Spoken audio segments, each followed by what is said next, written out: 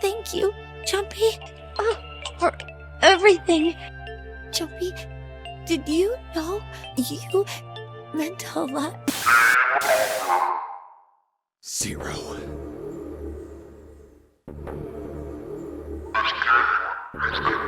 You son of a bitch! Where are you hiding? What the hell are you talking about?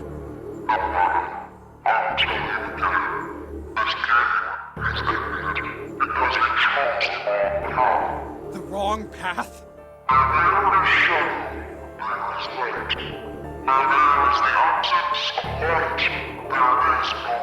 What are you talking about? I told you! I am not gonna lose!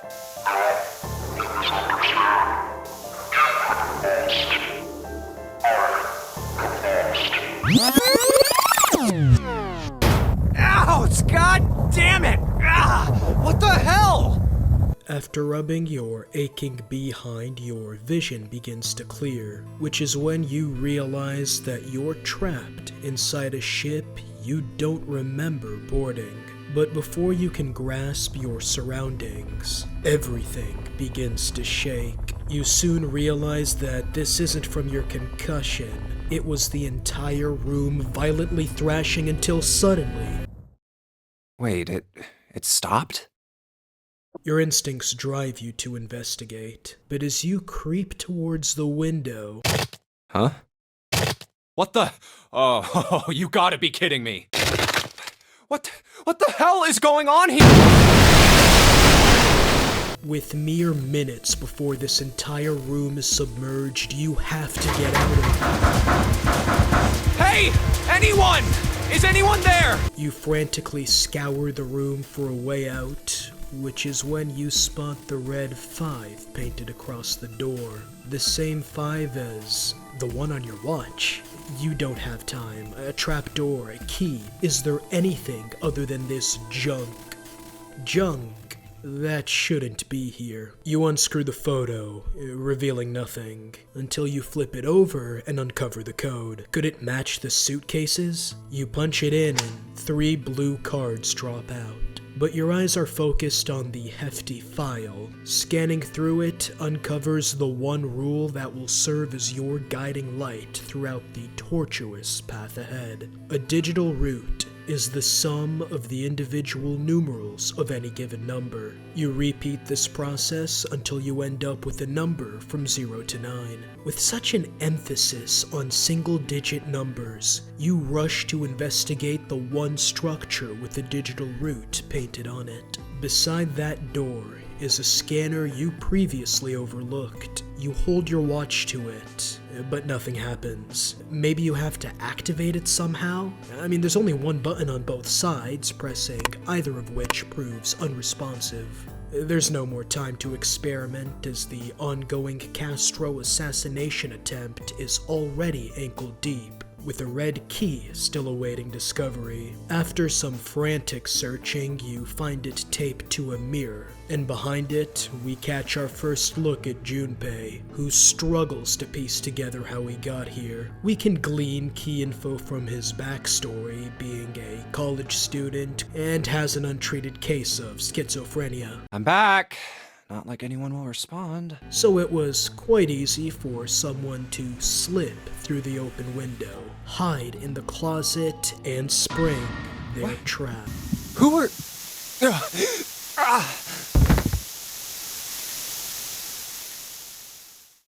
Consider this a privilege.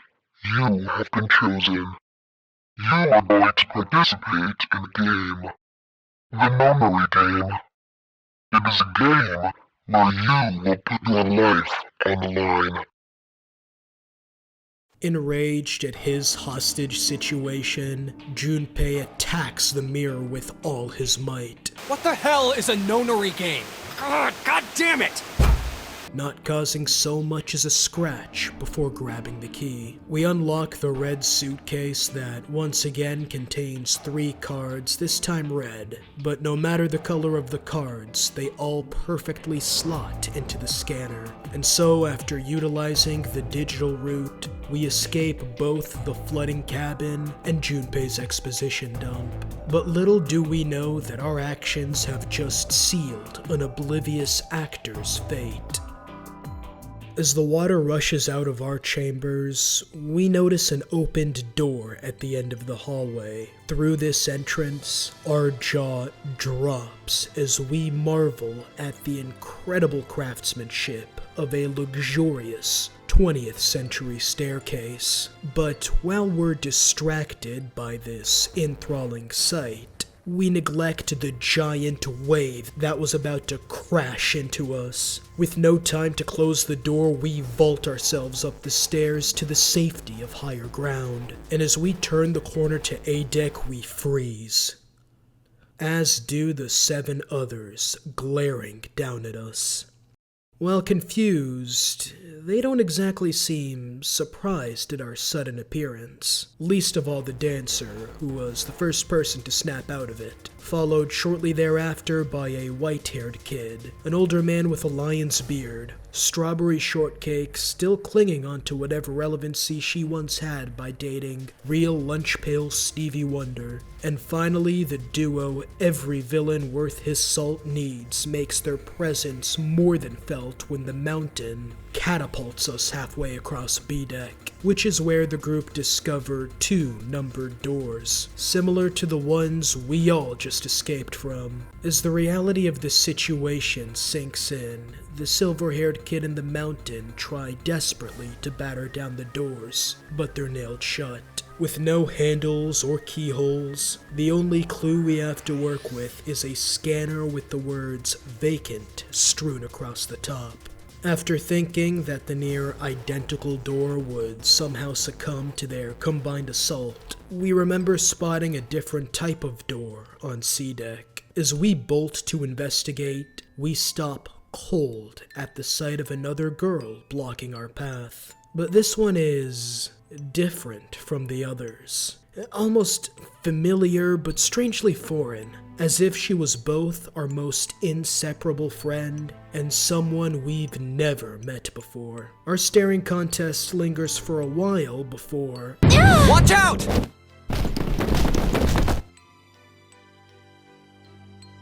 Oh my gosh! Is that you, Jumpy? a light bulb sparks. At that moment, Jumpy recognizes his childhood friend, Akane. But why is she here? I mean, this has to be a coincidence, right? A theory that would soon shatter when we later discover that every person on this ship is in some way related to us. Their heartfelt reunion is interrupted when the loudspeaker crackles, as everyone soon registers who that familiar voice was.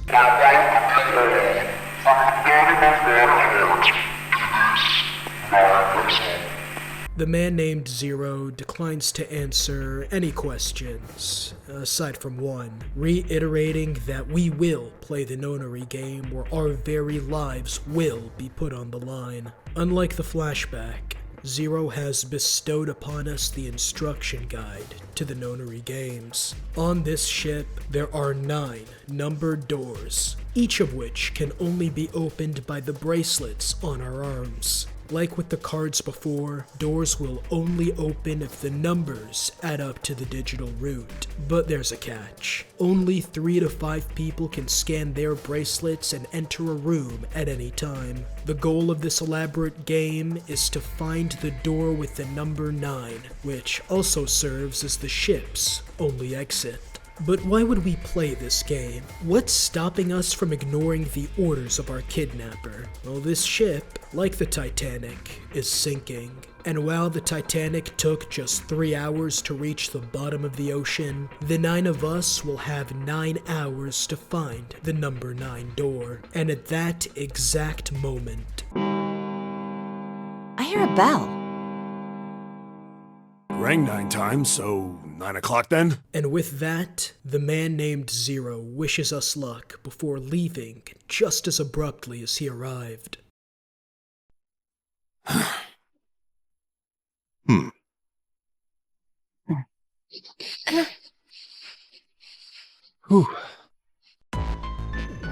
Hey! You bastard!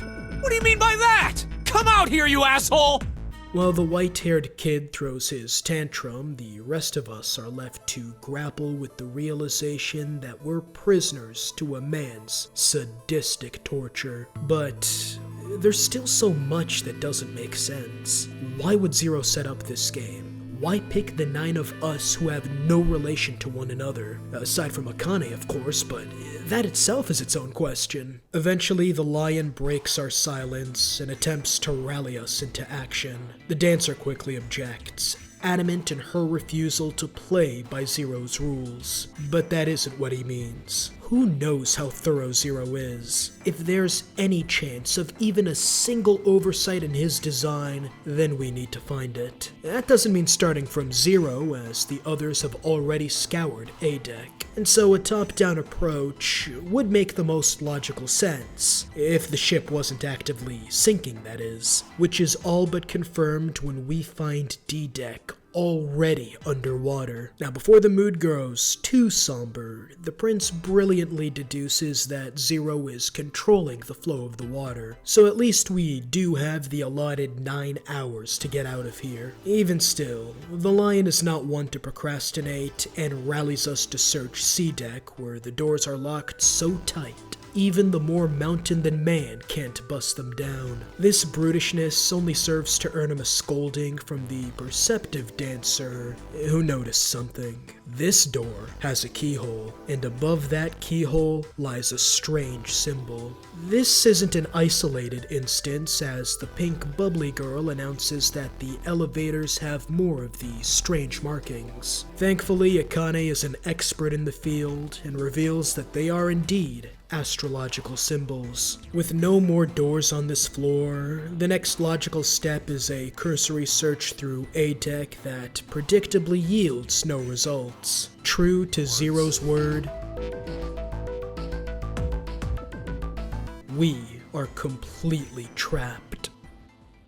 Well, we aren't completely trapped. The dancer stands firm. We can't fall to the whims of our kidnapper, which once again descends into an argument that overwhelms the entire group. Desperation from all sides trying to argue their point, unwilling to hear out anyone else. Somebody has to align the group or our hopes of surviving this ordeal are slim to none. And so... Hey! Shut up!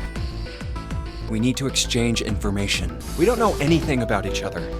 I want to know who you guys are, who you are, where you came from, why you ended up here. As noble as this goal was, Akane is about to escalate the situation.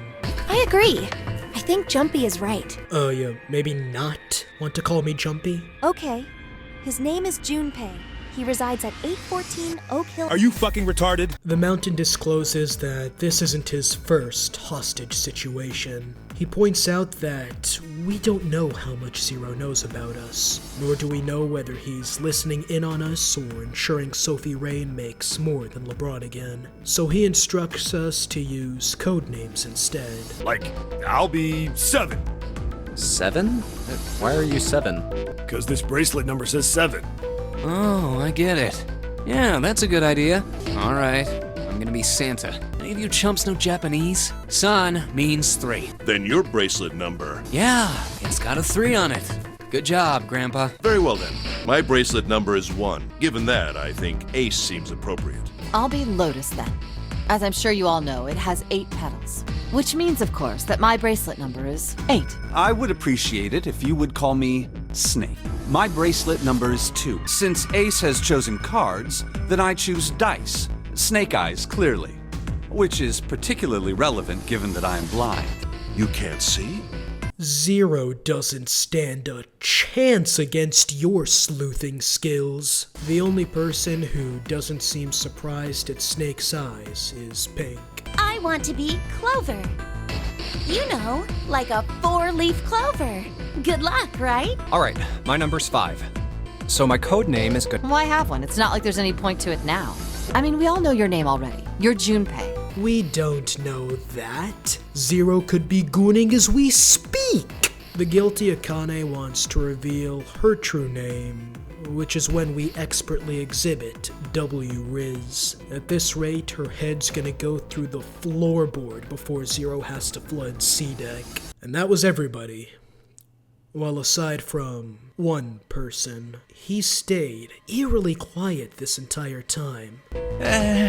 In fact, there's something uneasy about him. Something neither I nor Clover can quite shake. What do you want us to call you? We all made up names. You should too. I don't need one. Why not? Because I am not gonna stay here with you. You've got some sort of plan? I do. Yeah? Look at that subtle off-white coloring. His hair, the tasteless thickness of it. Oh my god, he even has crippling anxiety issues. There's no doubt about it. He pleasures himself to Lolly. Or as the rest of us know them as. Clover, get out of there! Stay back!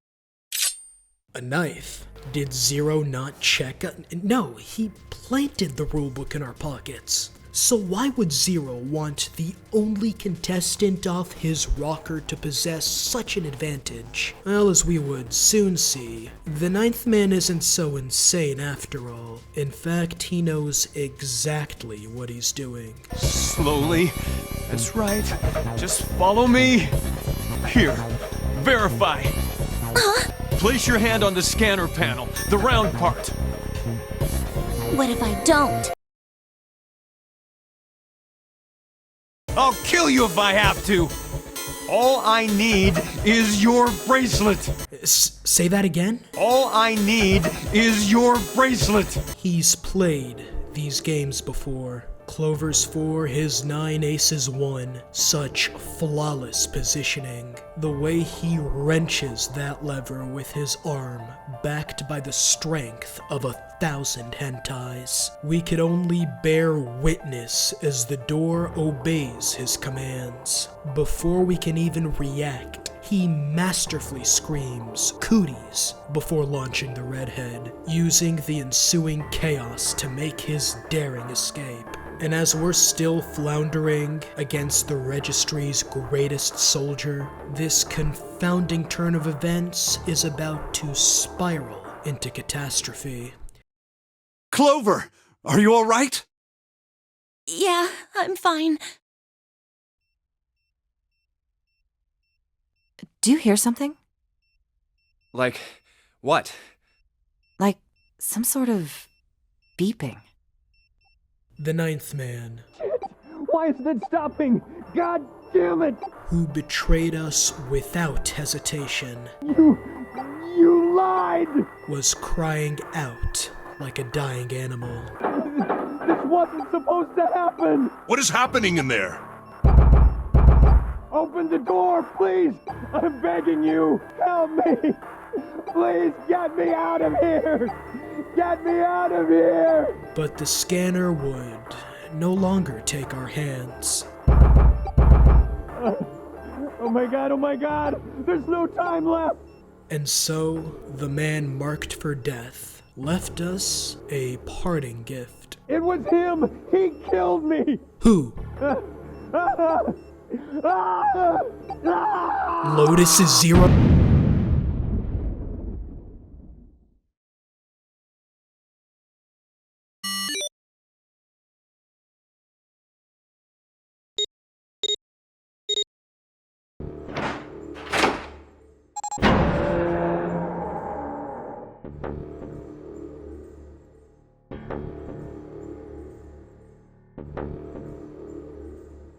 Oh my god. Good God. Whoa, that's pretty bad. He blew up. While the ninth man may have been a terrible monster, he doesn't deserve this. Dark red chunks of flesh splattered throughout, organs strewn like yarn across the hallway, a neck twisted at unnatural angles, half his face pulverized. For some, this sight was too much to bear. June, are you okay? What the hell? Where'd this fever come from? All right, okay, let's just rest for a minute, okay? You think you can walk? Here we go. Why? Why did this happen? Why did this happen? With all eyes on us, we ask if anyone knows anything about Zero.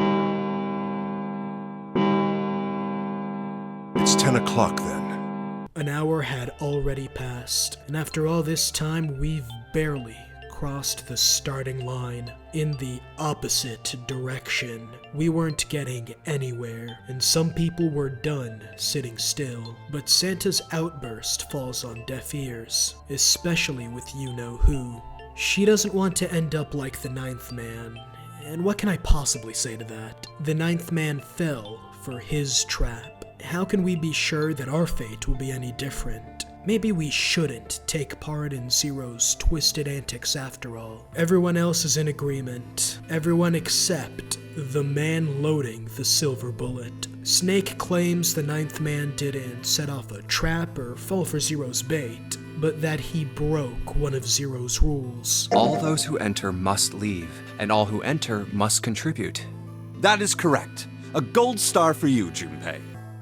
The Ninth Man, however, broke that rule. That's possible, sure, but how do we know that Zero isn't just making us dance for his amusement? Because this execution system is entirely automatic. Here. A card? Come on now, what's the point of giving me this? Give me that.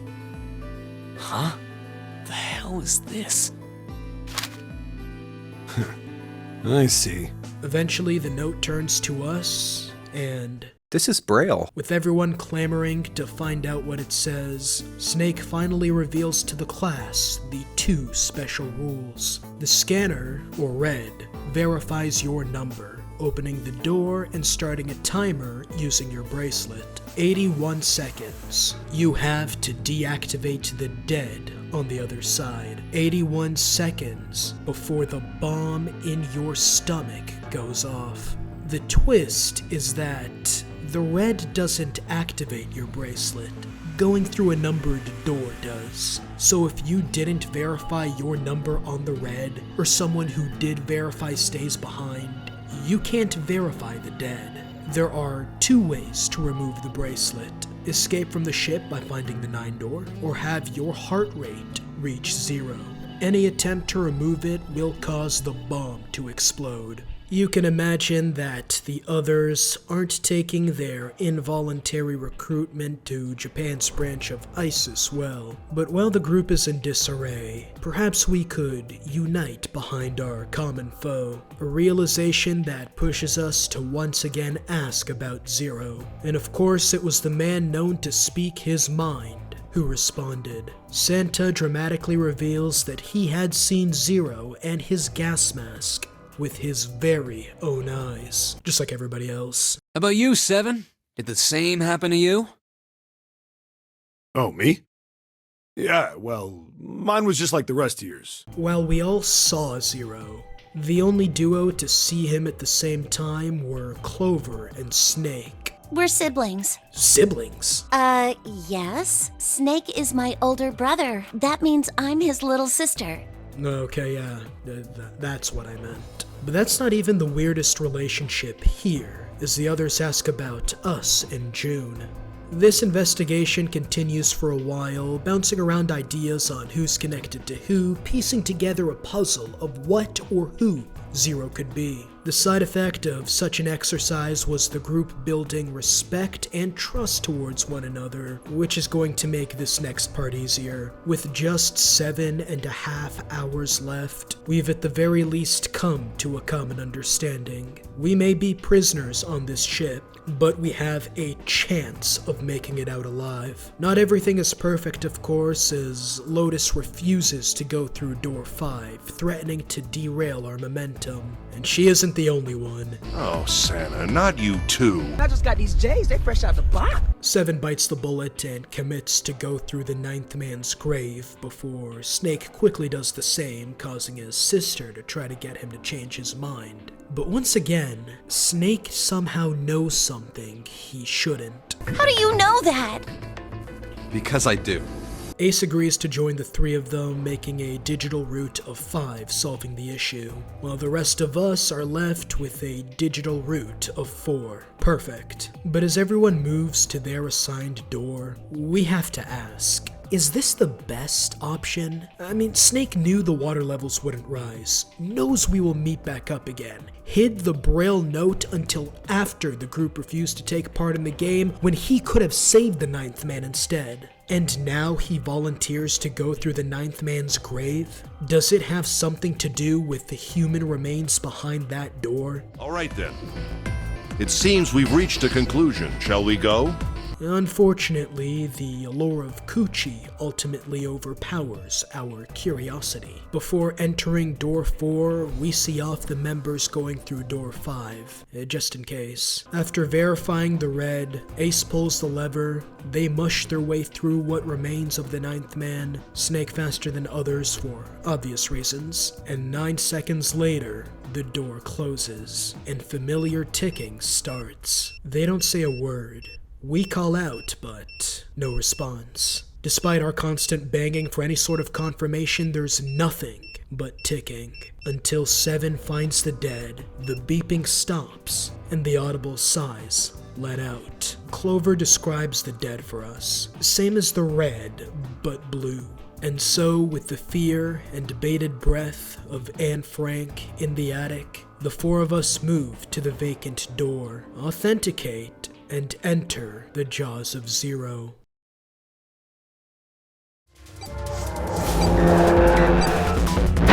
There's something wrong with the bracelets. Santa's shocked, June hyperventilates, Lotus petrifies, and the skulls keep ticking. 8 rooms, far too many to search in just 81 seconds. How long has it been anyway? We have at least a minute left. It won't open! We tear through the hallway looking for something, anything, until we finally see a blinking red light that everyone gallops towards. With no more than 15 seconds, we reach it. 10 seconds left after everyone verifies. But did we do this right? Did we miss something? Are we going to die?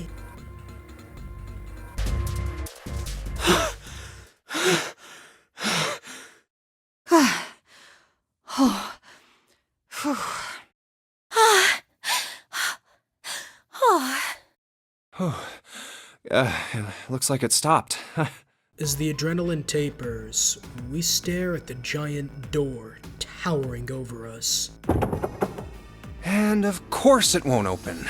In its keyhole hung a symbol. June identifies it as the symbol of Mars, and where there is a lock, there surely is a key. But where would we find it? Every door is locked, except for 2. We break off into pairs as the game's second puzzle section begins. The first room begins to explore the character of June, who has a creative mind when she isn't collapsing from a fever. Something the matches on the table remind us of. Unlike before, she seems to be doing much better, which might have more to do with having us all to herself than anything else. Which makes you think, doesn't it seem strange that 2 childhood friends would meet here after all this time? She throws us off with an intriguing offer. But I mean, look at the cinnamon roll. That number can't be higher than the speed limit of the streets she reps. Time 0. Look at me, 18 times. Worst part of the game, and there was even gore porn. To cool off, I resumed the search in the bedroom, containing a pitcher of water, reminding the 2 how sweaty they are. The nightstand that contains a key, but not for the Mars door. June offering to shower with us before we uncover what appears to be a map of C-Deck. This at least gives the pair a perspective of what ship they may be on. Standing at 900 feet of 20th century Marvel, and factoring in Zero's earlier comments, there is one obvious answer. You mean it, like, slipped through time and ended up here? I am willing to wager all the minorities in my torture chamber that her school bus had space for a wheelchair. This was indeed the Titanic. Kind of. You see, the Titanic had a near identical sister ship, the Olympic.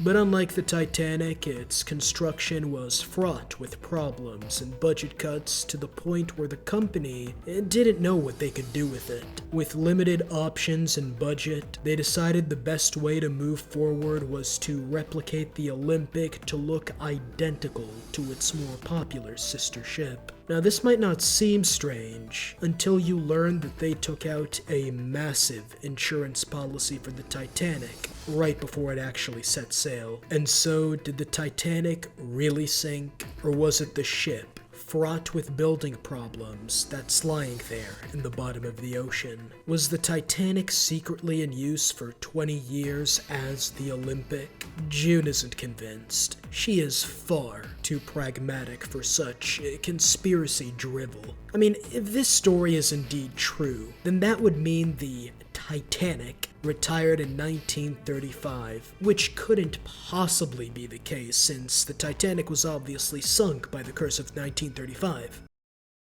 Akane's eyes coldly bore into us, no hint of irony to be found anywhere in those unblinking irises, as she tells us that an Egyptian priestess stolen from her pyramid and stowed away on the Titanic was actually the reason it sank. But you see, the mummy wasn't actually a mummy. It looked almost lifelike, as if she was frozen. But no matter where she was taken, even in the desert, her ice never melted. Now, while this might seem implausible, that implausibility is June's central hypothesis. Maybe her theory only appears silly because we don't know it's true. Imagine for a second, you go back in time to a medieval lord, and you told him that you could call the Emperor of China from across the world in real time. What would his response be? Maybe curses are real after all. The conversation withers as we return to our search, but there's one thing on our mind that we just can't shake.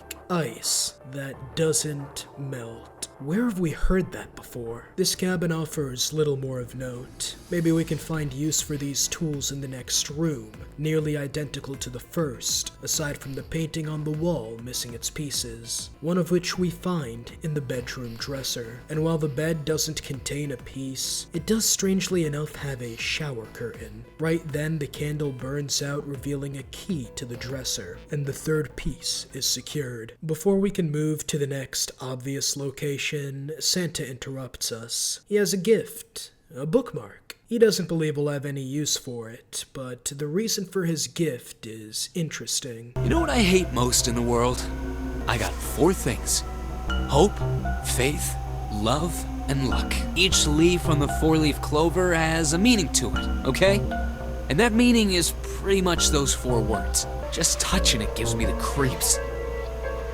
Take the damn thing, alright? We decide to go along with this dramatic display and ask why his vitriol of certain numbers is only surpassed by King Von. More specifically, the number 4, a half-assed number, unlike 9, which is the most powerful hand you can play in Baccarat, as opposed to the monkey hand, also known as 0. What?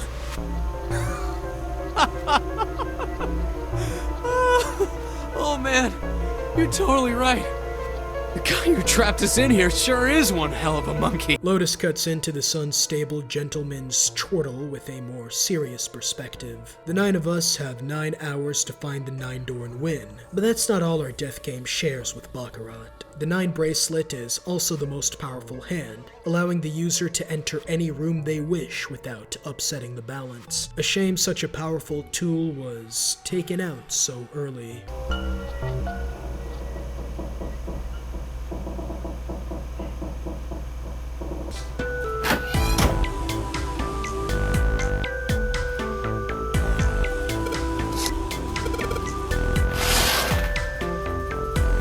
She wasn't all shriveled up or rotten or anything. She almost looked alive. They say that she was frozen.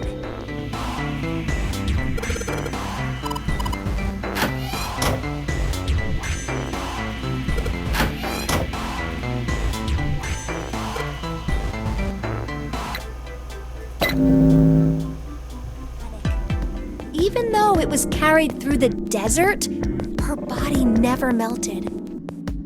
Ice that doesn't melt, even in the desert? Does something like that really exist? In Baccarat, the best possible hand totals 9.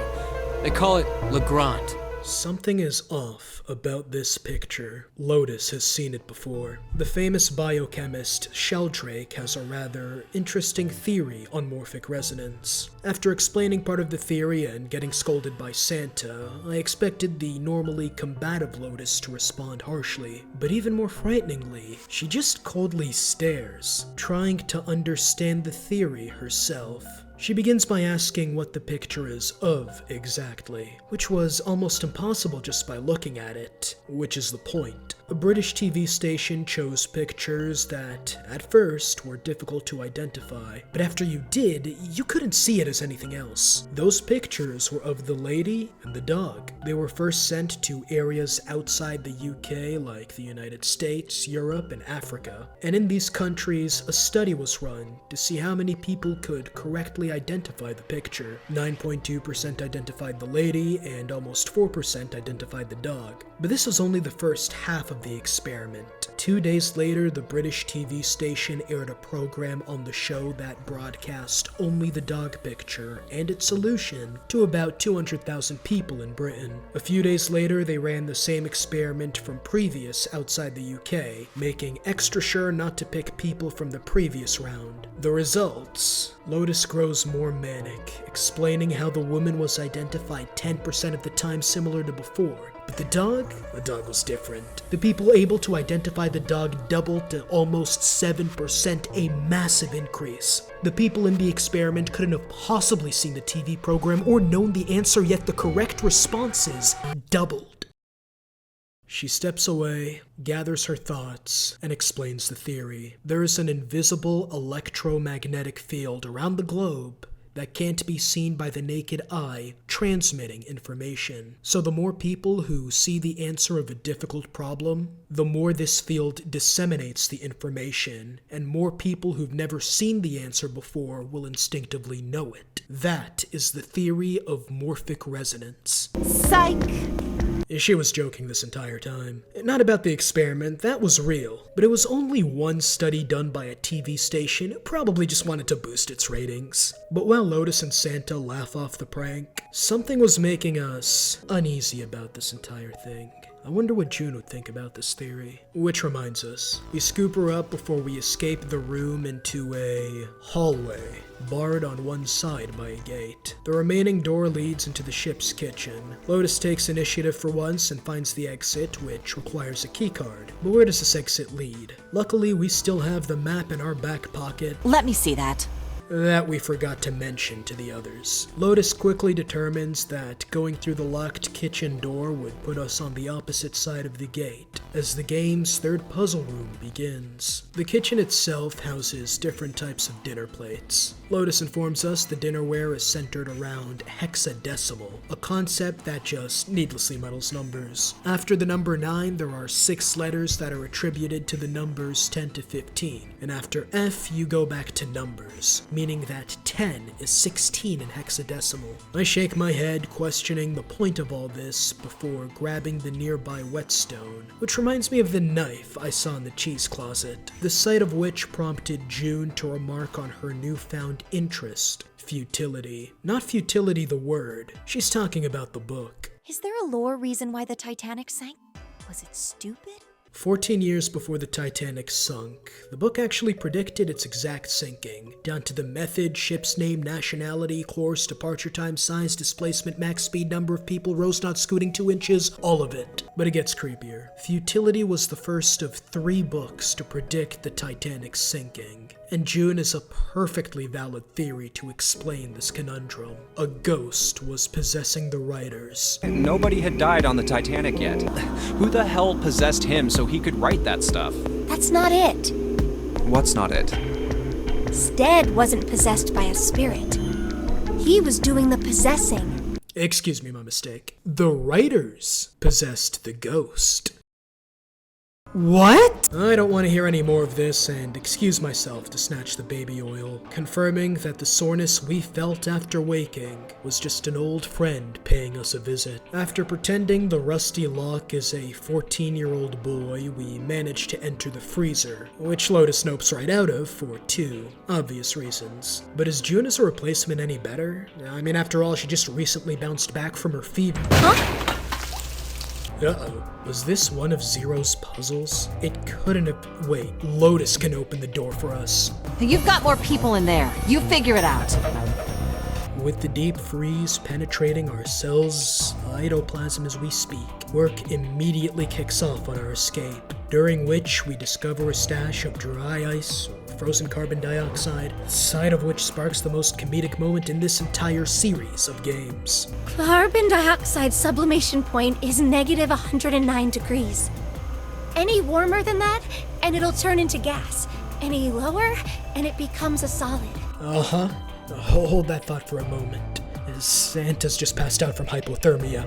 Can we focus on getting out of here? There's a kind of ice that doesn't turn into liquid when it goes above 32 degrees. Huh? I heard about it. Its melting point is 96 degrees. Yeah. Are you fucking The story of Ice 9 is actually pertinent to our situation, so I'll explain it while our quirky group of college students commit an act of terrorism. Ice that only melts at 96 degrees Celsius. The science behind it mimics diamonds and graphite, both made from carbon, but the molecules are structured differently, resulting in different materials, like water in Ice 9, which is where the crystallization of glycerine comes in. For 150 years after its discovery, people have heated, cooled, and molested glycerin, but no matter how warm your anus was, it just wouldn't crystallize. This all changed in 1920, when a shipment of glycerin miraculously crystallized on a ship. But after scientists asked for samples to study, things took a very strange turn. Nearby glycerin molecules were encouraged to crystallize by their neighbors, and it didn't stop there. Eventually, samples from around the world began to crystallize. And so, after 150 years of never being able to crystallize, from then on, glycerine around the world began to enter that form when cooled to less than 64 degrees. You could say that the glycerin around the world was communicating in a way that couldn't be seen by the naked eye. After our heroic escape, we uncover what Lotus has been doing while we nearly froze to death. Welcome back. I was starting to get tired of waiting for you guys. What were you doing? What do you mean, what was I doing? I was waiting. We were gonna die! Oh, yeah? But you didn't. So everything worked out all right, didn't it? What the hell? Just kidding. It might not look like it, but I was really worried. Oh, don't give me that crap! I'm telling the truth. I mean, if you died, then I'd be in trouble too. If you died, then I'd be stuck here, and I'd die too. See? I did all I could. I even looked around to see if there was anything I could use to pry open the door. But I couldn't find anything. So, all I could do was wait. I mean, what else did you want me to do? Call the cops? Fine. But there's one thing I have to ask you. What's that? You didn't close the door, did you? Wait, what? You think I closed the door on you? After we simmer down and think about it for a minute, she has a point. If she wanted to kill us, why not bar the door? At the very worst, she's just neglectful, not murderous. Still though, she could have tried to do something other than napping. She would make a terrible mother. The freezer wasn't all bad, since we did find a slab of pork with a paper stuck inside. This paper reveals a combination of letters and numbers, which when added up using hexadecimal, gives us the combination code to the safe, holding the Saturn keycard. And it turns out the map was right, as we are now on the other side of the now opened gate. We rushed down the stairs before committing a mistake that nearly cost us our lives. Hey, look, it's Lotus's symbol. Huh? See? It's the woman symbol with horns on it. That seems like... The elevator requires a herpes key, which naturally meant that we had to go the opposite way, which led into a massive hallway containing an unending amount of rooms. Too many to search through, especially when there's still one door left, the ship's hospital. And at the back of that hospital, 3 more numbered doors. But there was something strange about these doors. One of them was without a number. Even more pressing was the fact that the red display wasn't lighting up. And sure enough, after verifying, what? Did Zero mess up? Is he messing with us? What happened? Thankfully, the group's greatest detective has an answer for that as well. I believe the bottom of the device has been removed.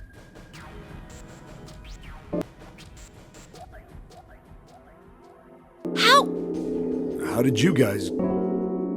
How did you end up here? That's my line? Perhaps we should exchange information. After getting past the shock and camaraderie, we finally address the elephant in the room. Or rather, the room. Why the fuck would a cruise ship have such a massive hospital room? I don't recall the Titanic nor even the Olympic having one. And as Seven would soon tell us, they didn't. We were on the Gigantic. The Titanic had a second sister ship. This one was less known than the others because before it could be fit for cruises, the First World War broke out and the British Navy commandeered her to become a hospital ship. While out in the Aegean Sea, a German mine damaged her, and she was forced to run ashore, but survived mostly intact. What happened after that? Nobody knows. The prevailing theory is that Lord Gordain, whose trauma from surviving the Titanic had turned him into an obsessive of everything that had to do with the ship, and so naturally bought the Gigantic. And as we would later find out, Lord Gordain's fingerprints are all over the Nonary games. What, that's it? Well, have you got any proof? Well, I mean... I don't know. Brilliant. Your theory is bulletproof. I guess your memory isn't back yet, is it? I knew it. Before we caught up with them on the stairs, Seven revealed that he had no memory of anything from before he woke up. But why wouldn't he tell us?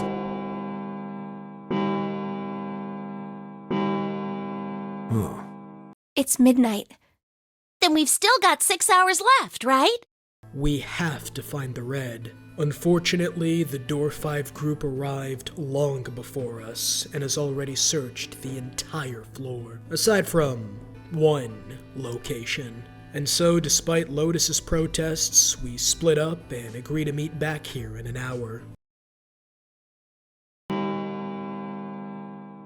5 hours left. When we return, we're surprised to find that everyone looks like they've seen a ghost. Well, they didn't exactly see it. Only now do we register that Clover's normally cheerful personality has been replaced by the worried look of a loved one. Someone is missing. I mean, Snake probably just got lost, considering he's blind. No! That's impossible! Yeah, my brother's blind, but he's got really great hearing! He can get around as well as anyone who can see! I'm gonna go look for him!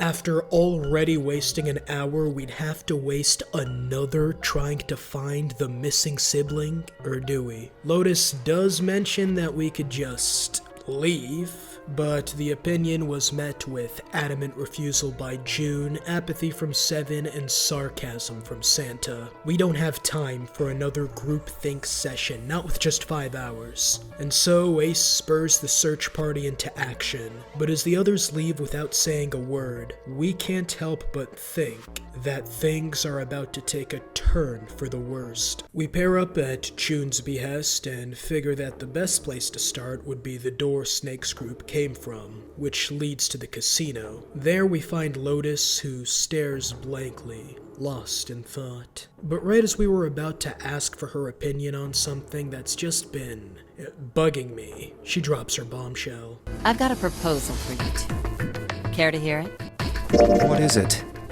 Well, I don't like to beat around the bush, so I'll get right to it. Why don't we team up? Team up? Yeah. What? You need me to explain it to you? I'm saying, why don't we go through a numbered door? Even if we wanted to, that's impossible. Our digital route would be 1. But there's no number 1 door in the large hospital room. Then we add another person. Who? What? Isn't that easy? 7. Wait a minute. What about the other 4? No! Are you saying you'd leave them behind?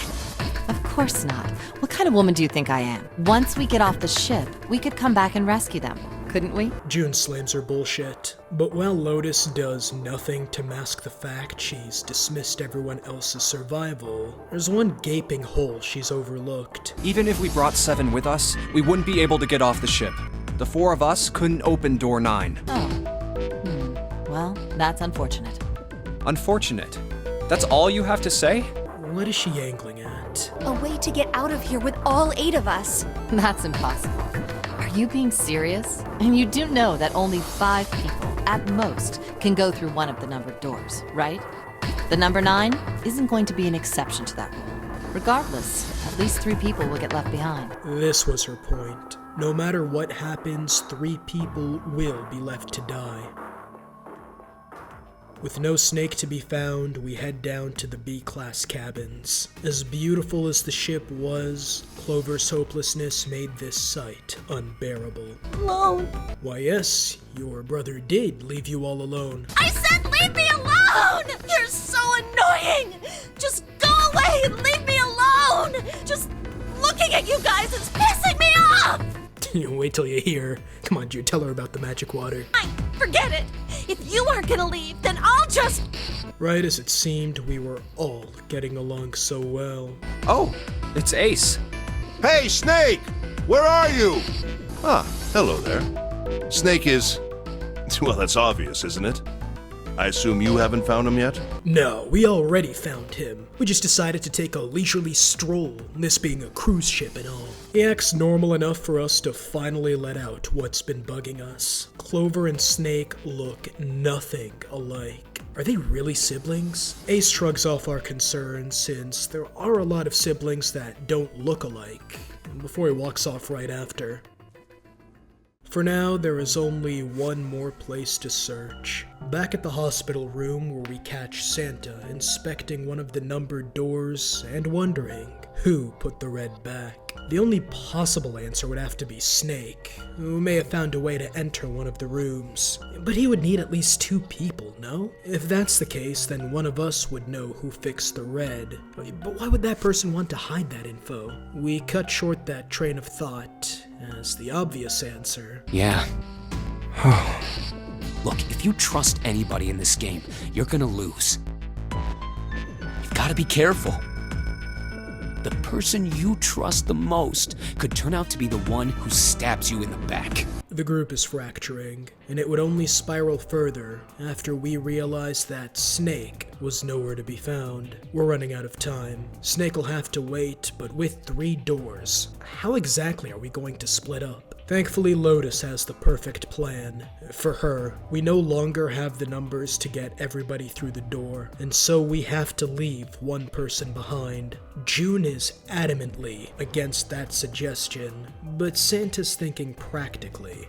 We can't save everybody. A thought shared by 7, making it 3 votes for the plan. Clover, of course, doesn't take much convincing when Cleopatra warmly whispers that Snake has to be behind one of these doors, giving her just enough hope to overlook the fact that if he is behind one of them... The motion carries. It's now time for the big question. Who do we sacrifice? As if this group couldn't be any That more won't be necessary. I will stay. Come again? I will stay.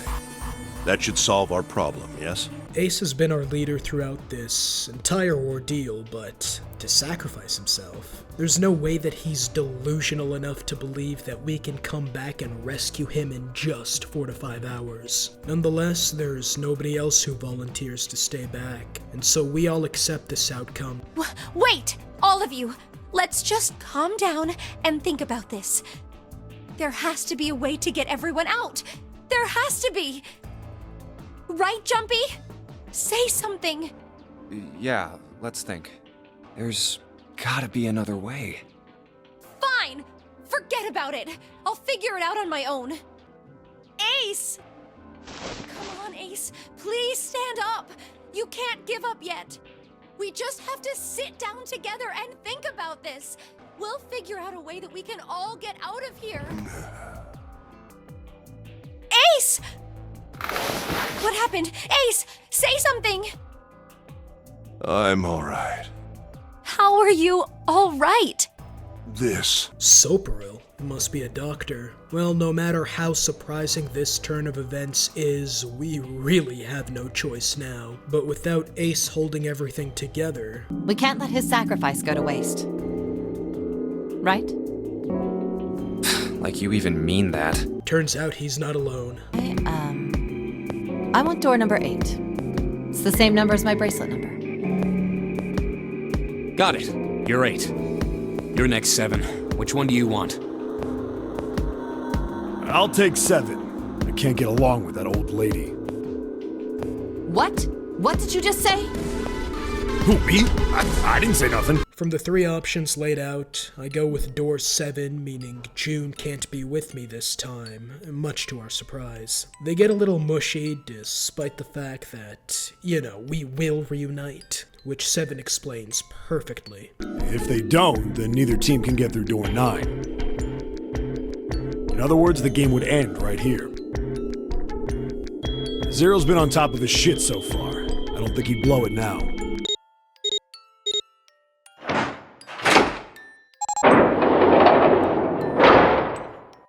It's open! Let's do this! Hurry!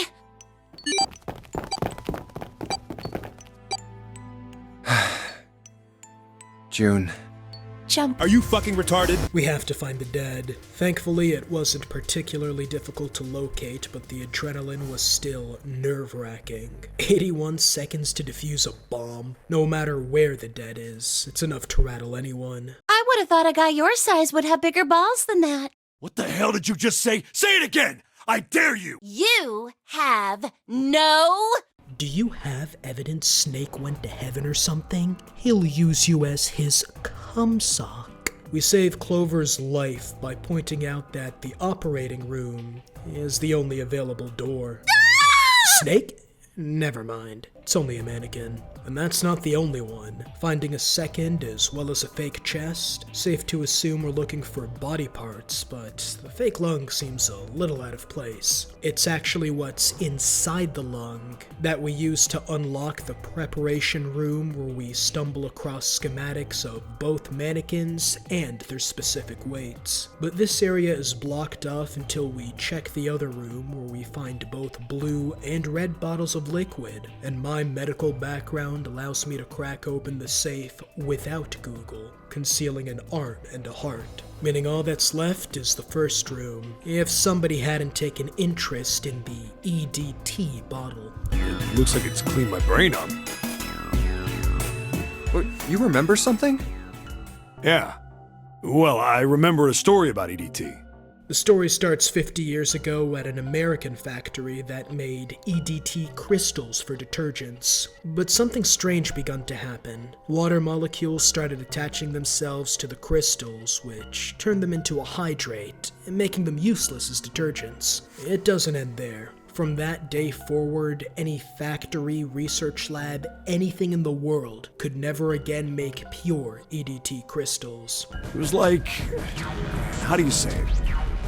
Like the molecules were communicating with one another, transmitting information in a way humans couldn't perceive. This phenomena spread throughout the world, right? Yeah, that's it exactly. but how did you know? I tell him about the Ice 9 story, which... Ice 9.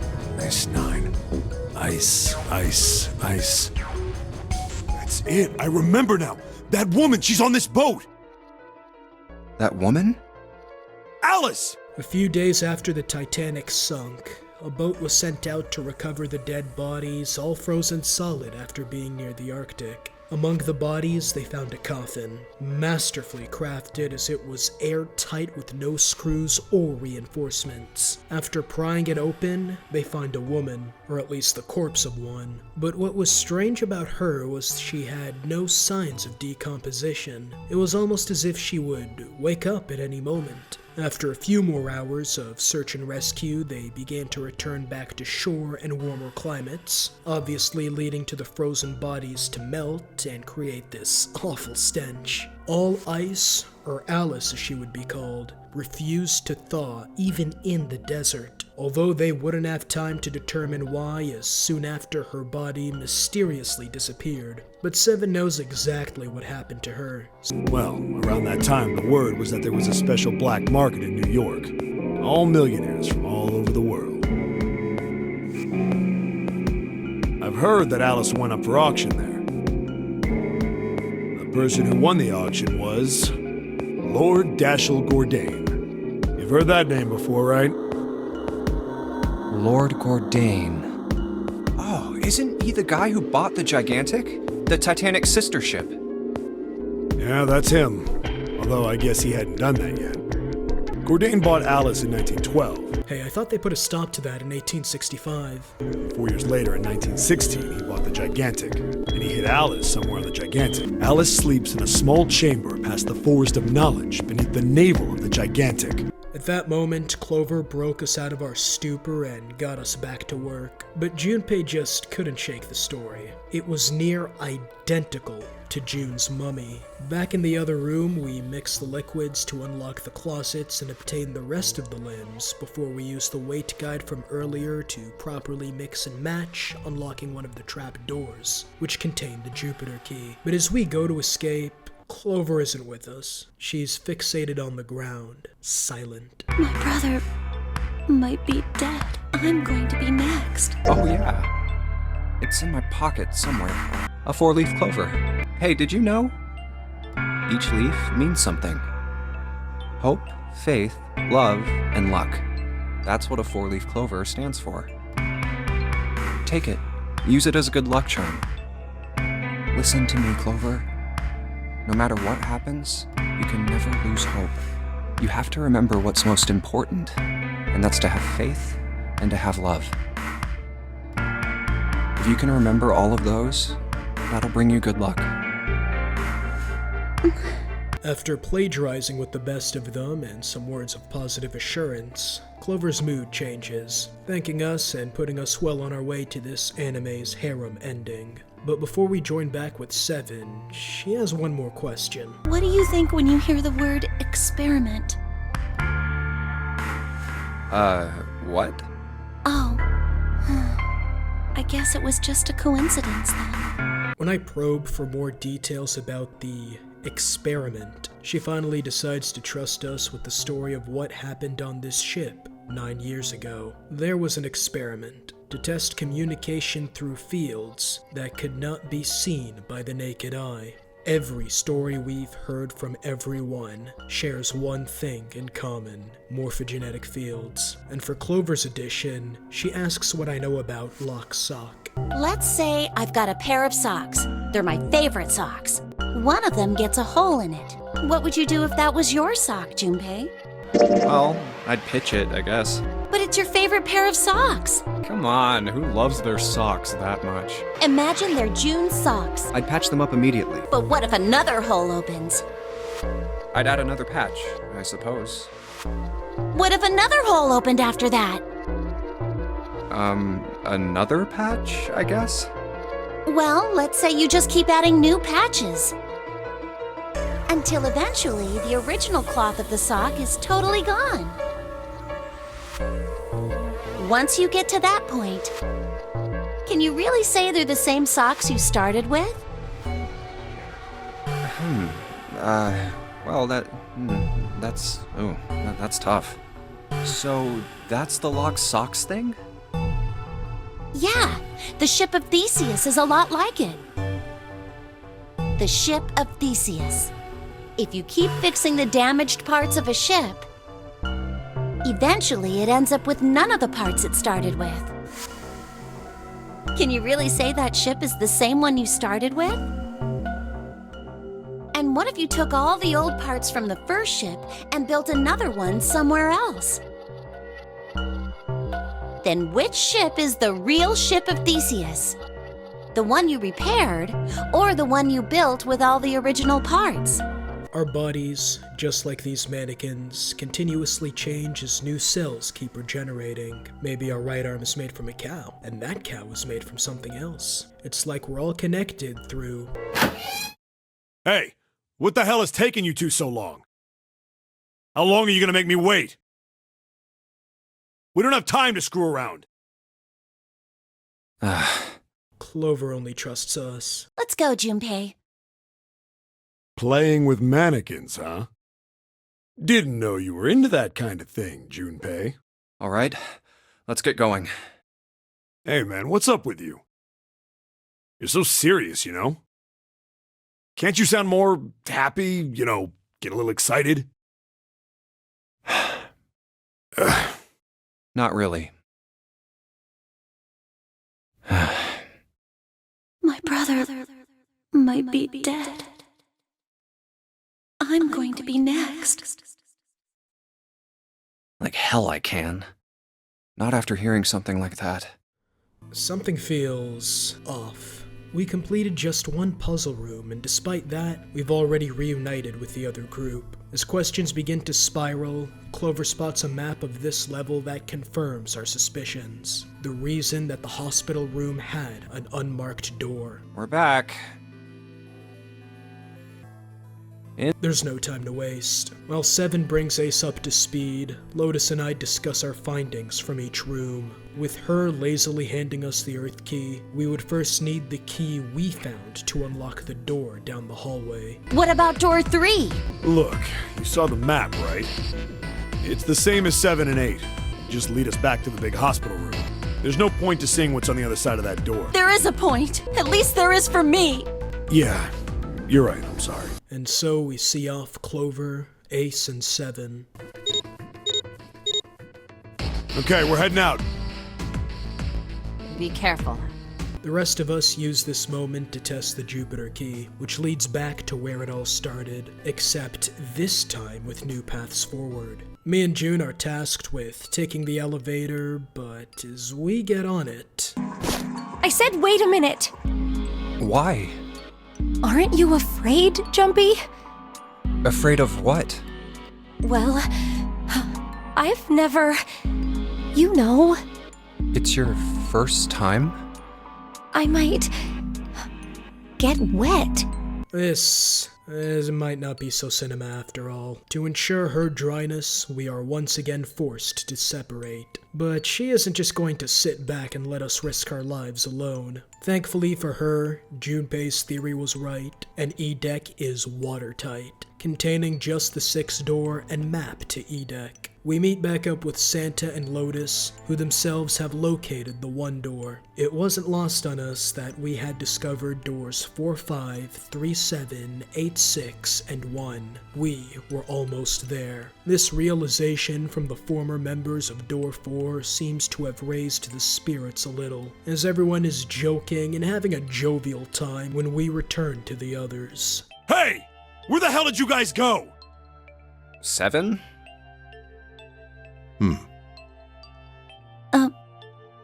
What's wrong?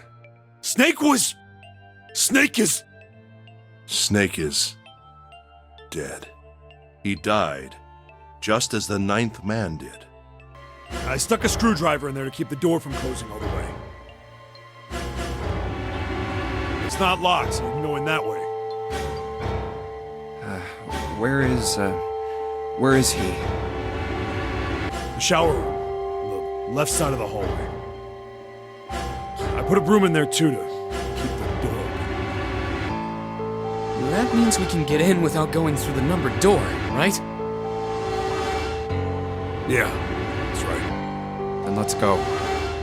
Feces and rotten meat. The source of this putrid stench wasn't very difficult to find. Tiny islands of flesh floated around the copious amounts of blood, organs falling out of a massive hole in the abdomen, the bone bursting out of his left arm. The only identifying information were his clothes, and the now removed number 2 bracelet.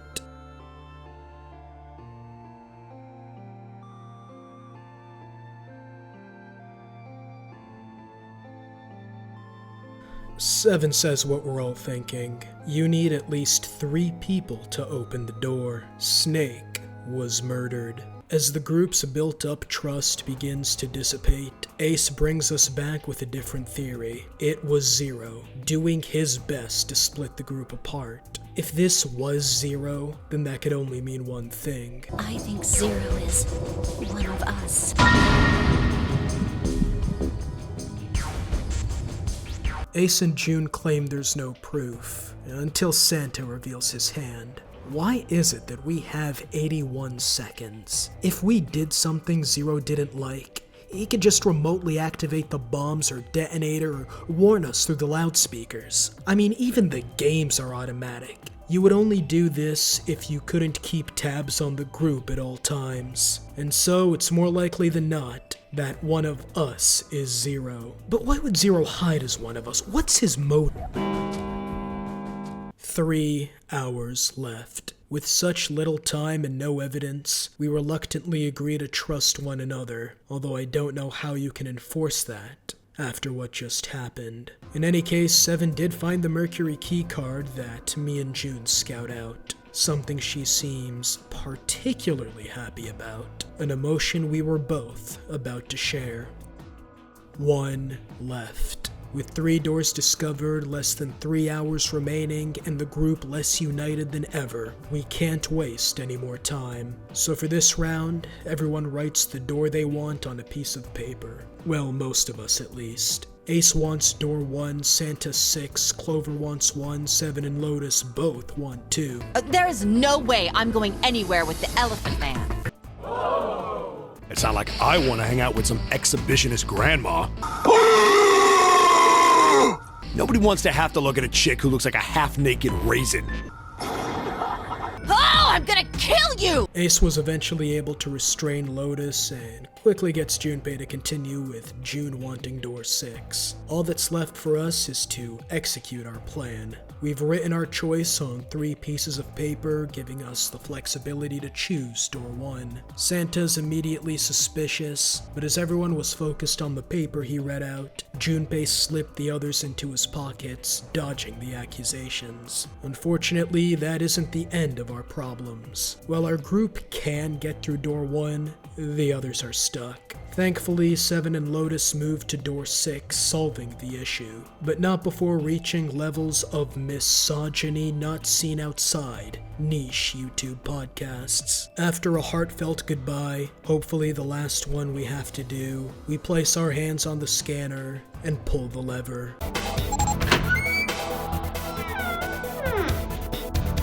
And it's open! Move it! Where is it? There it is! Over there!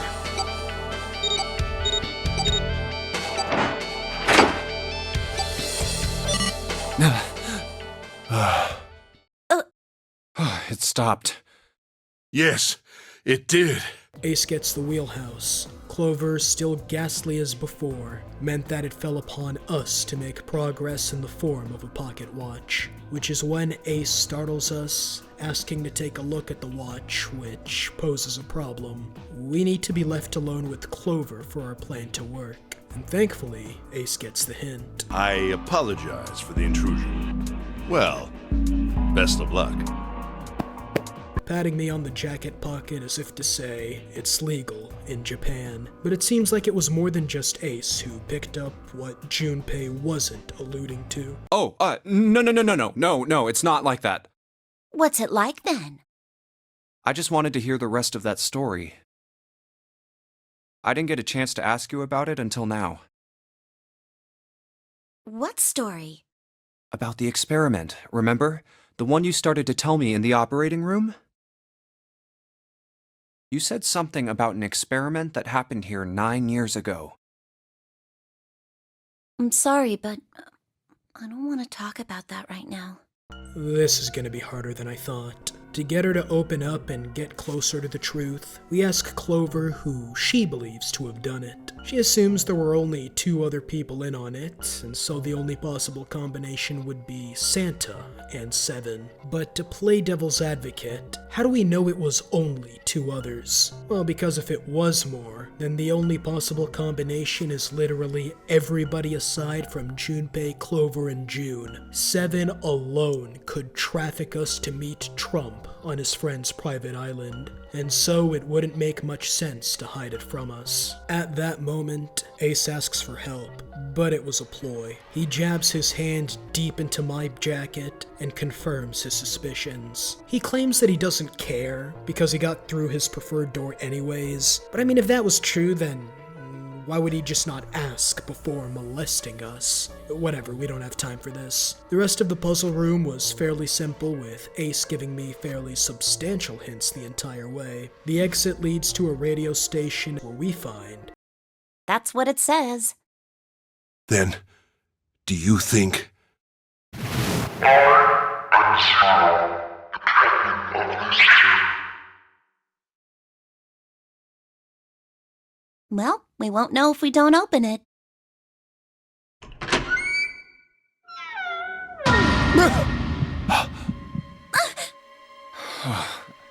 Not again. A sense of hopelessness washes over our body. Another dead innocent through no fault of their own. We at least know the murder weapon was an axe, but that wasn't the most interesting part. Nor was the bracelet on his arm that read 0.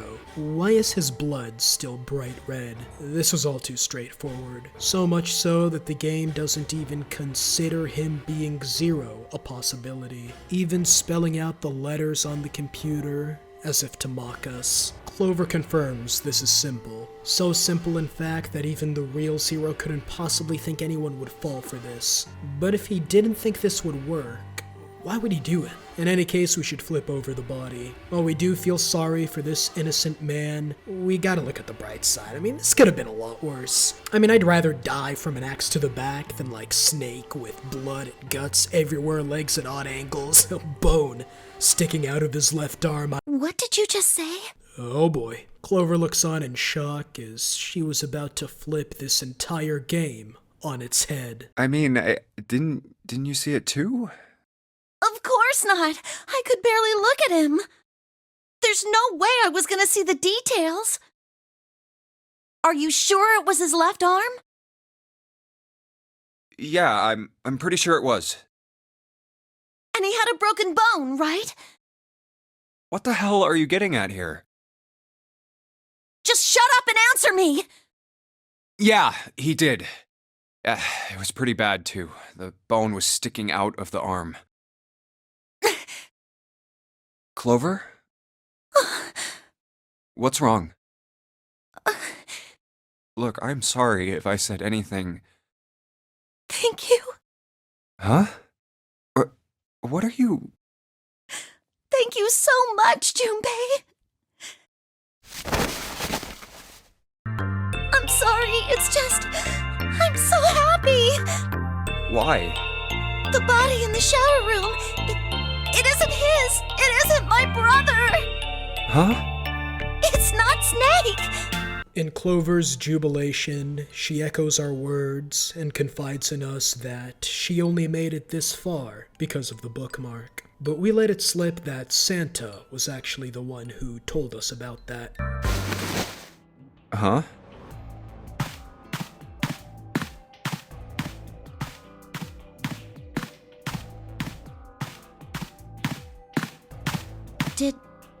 Did Santa really tell you those things?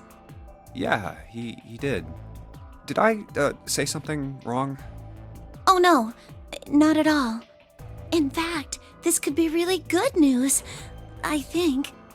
You think? Santa knew about the words and the clover. The only people who should know about that are the other subjects. Subjects? The other people who were in the experiment 9 years ago, with my brother and me. Something she didn't know at first, since she was part of the Nevada test group, and her blind brother was in the other. Wait a minute, start from the top. What happened on this boat 9 years ago? Do you know about morphogenetic fields? That concept drove the game 9 years ago. The exact same game we were playing right now, the Nonary game. In order to access a morphogenetic field, you would first need an epiphany. A eureka, if you will. That epiphany can be transmitted through the field, but they aren't exactly consistent. Not unless you add the secret ingredient, danger. And to make morphogenetic transportation as efficient as possible, that danger could be nothing less than life or death. A game where you would have to put your very life on the line. And that wasn't for show either. Someone did die in those games. A little girl on the boat with Snake. And just as she was about to give the girl's name, Ace once again asks for my support. While the old man doesn't molest me this time, and I do consider that a win, I can't understand why he would need my help since the puzzle is simple. Just a little Morse code we have to transmit, which reveals a key hidden inside a book. The book's name was All Ice, filled with Egyptian hieroglyphics, which we obviously couldn't read. But that wasn't the point, as a keycard fell out of the pages. Printed on it, Bottom Deck Library. Alice sleeps in a small chamber past the Forest of Knowledge beneath the navel of the Gigantic. Could beneath the navel mean the bottom deck, and the Forest of Knowledge is the library? Then could Alice be in a room somewhere beyond the library? Ace is looking at me like even the slow classes went by too fast, so we break down the theory of Ice 9 and Alice, who along with the ship was purchased by Lord Cordain. Hey, I thought they put a stop to that in 1865. In keeping with this game's themes, Ace throws his own little-known conspiracy into the circle. Junpei, have you ever heard of the term CAS? Of course he's a Hearts of Iron player. Cells Alive system is essentially freezing organic matter without forming ice crystals so it doesn't damage any cells, thus leaving the person alive. Ace is insinuating that Alice may have been frozen through CAS, if Ice 9 does exist, and that Alice is actually alive. Okay, let's say theoretically that this is all true and Alice was placed in a location that was over 96 degrees Fahrenheit. Could she have killed the captain? Well, at least we have the key to the Forest of Knowledge, so for now we pocket that, stash the key, spot the 0 on the screen, see the 4-number keypad, write 0 in hexadecimal, and escape the room with the once again joyful Clover cheering me on. But as we enter the hallway... Wait, a piece of paper. This is... Map of the ship's interior for A-Deck. What's wrong? I found a map for this floor. I see. Well, that was anticlimactic. We realize that Clover is once again lagging behind. Clover! Huh? What the hell are you doing? Nothing. What do you mean, nothing? What the hell is that? What? You've got something in your pocket. What is it? Oh, this? This is... a note. A note? Yeah, I found it in the pocket of the guy with the captain's clothes. It said something about the darkness of the sinister hand or something. What the hell? Let me see it. No, not right. Hey, Junpei, Clover! What are you two doing? Hurry up! He's getting mad. I'll show it to you later, all right? Come on, we gotta hurry. From the look of that pocket, it doesn't particularly look like just a note. Jeez, what are you thinking? For crying out loud.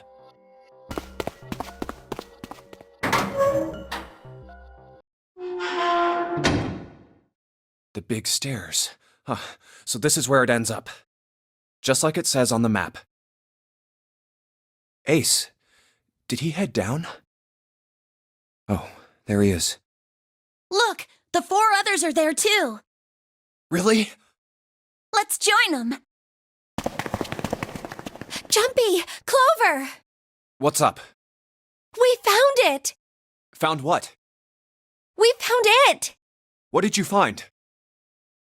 The last door! We found door 9! Finally, after all this trauma, torture, and bloodshed, we were about to escape this hell. But who is going to escape? There are 7 of us, and only 5 people can get through a numbered door. Not to mention Snake's evident revival. The story was fairly simple. They went through the number 6 door and found the 9 door, which is when June says something I wouldn't have believed in a million years. Santa, 7, and Lotus make a digital route of 9. And it was in fact Santa who wouldn't let the others leave June behind. Now, it's not like the others wanted to leave. It was just that Santa of all people was the most adamant. Before we can give our thoughts, we make it. A door, unlike any other on the ship, and behind it... Oh. No way.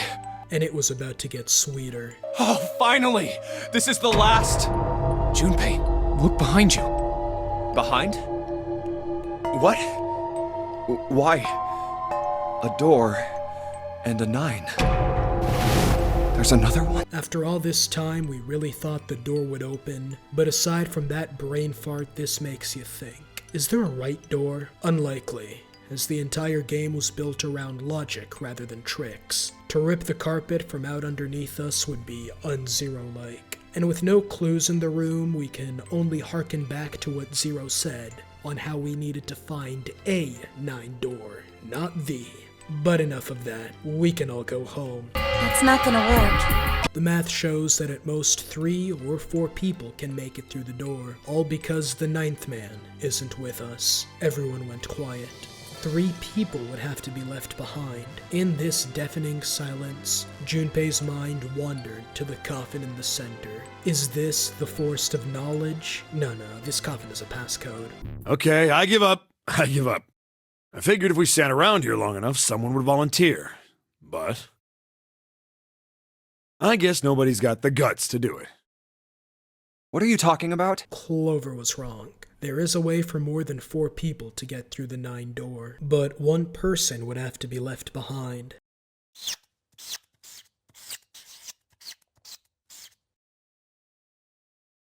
Our goal, right there. All we have to do was cut 1 person loose. We already had to say goodbye to 3. Besides, we'll call the rescue party as soon as we get out. No, I am completely against this. I'll be goddamned if I'm gonna have to owe you for getting out of here. I'm against it too. I didn't want to leave Ace behind, and I don't want to leave you either. I don't like that idea.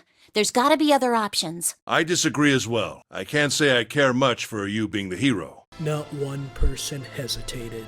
We wouldn't be leaving 7 behind. Alone. What? I said I don't want to leave 7 alone. What? You don't get it? I can't leave just 1 person. I need 2 more. 3 people, including 7. I'll be leaving behind 3 people. That's my proposal. No, those are my orders. Okay. This bitch thinks he can tell us what to... So who gets to stay behind with 7? For the first time this game, 7's policeman instincts have failed, as Santa has all the cards. Ha! As Clover pleads for him to reconsider, he does something strange. He refuses to admit he knew about the 4-leaf clover, but why? Why would he act like he doesn't know? Like he's not one of us? After all, June said that he was the one who stood up for her, so what changed now? At this point, we can't say whether Santa's serious or not, and have to prioritize June's life. At least the people who stayed behind either care about June, are unfathomably based, or have some loose ends to tie up. The remaining 4 enter the 9 door, and leave the rest of us behind, forever.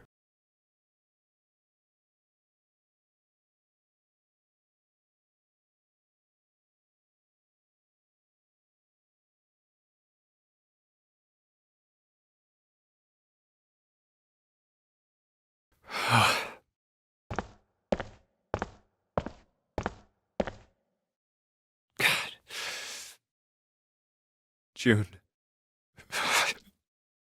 So, what do you want to do, Junpei? What do you mean, what do I want to do? What can we do?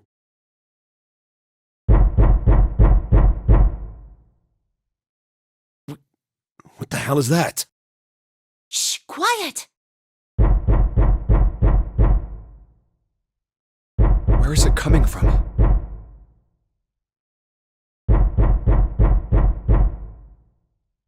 Could it be? Hey, I think it's coming from this coffin. You're right! Let's open it. We struggle to force open the coffin, but it's sealed tight. We need the passcode, but what could it possibly be? Is there anything here? In another room? No, Zero was meticulous. If there was a passcode, we'd have found it already.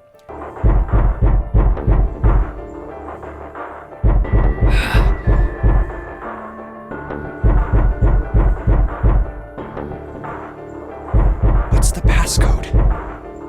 What am I supposed to do? How can we figure it out? I need something.